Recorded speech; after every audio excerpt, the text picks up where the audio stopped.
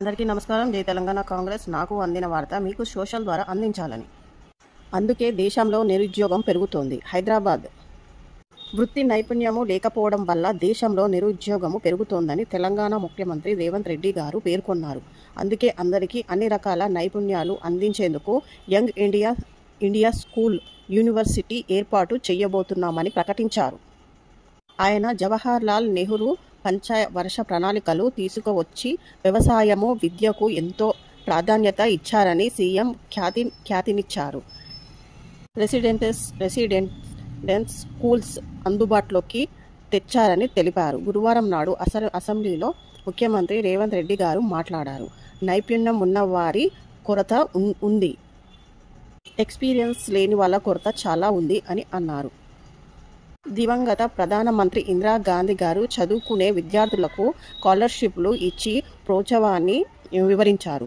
ఆ టైంలో ఇందిరమ్మ గారు స్కాలర్షిప్లు ఇచ్చి చాలామంది విద్యార్థులకు ఫ్రీ విద్యను చెప్పి ఎంతోమంది చదువుకున్నారు. దివంగత ప్రధానమంత్రి రాజీవ్ గాంధీ దేశానికి సాంకేతికలను అందుబాటులోకి తీసుకువచ్చారని ఉద్ఘాటించారు. హైదరాబాద్లో ఐటీ రంగ అభివృద్ధికి ఆనాడు రాజీవ్ గాంధీ గారు పునాది వేశారని గుర్తు చేశారు. ప్రపంచంలోని మార్పులకు అనుగుణంగా మన విధానాలలో కూడా ఆ మార్పులు రావాల్సిన అవసరం ఉందని తెలిపారు. ప్రపంచంలో నైపుణ్యం ఉన్నవారి కొరత ఉందని ముఖ్యమంత్రి రేవంత్ రెడ్డి గారు అన్నారు.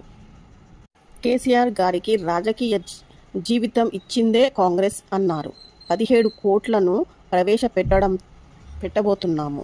యంగ్ ఇండియా పత్రిక మహాత్మా గాంధీ మొదలగు పెట్టారు. మహాత్మా గాంధీ స్ఫూర్తితో యూనివర్సిటీ ఏర్పాటు చేసుకోబోతున్నాము. లక్షలాది మంది యువతలకు ఉపాధి కల్పించడమే స్కిల్స్ యూనివర్సిటీ ఉద్దేశం.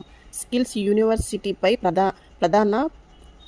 ప్రతిపక్షాలు నాయకులు సూచనలు ఇస్తే సంతోషించే వాళ్ళం, కానీ వారు సభకు రాలేదు. ఇచ్చిన వారు వాకౌట్ చేసి వెళ్ళిపోయారు. స్కిల్స్ యూనివర్సిటీలో 15 కోట్ల కోర్సు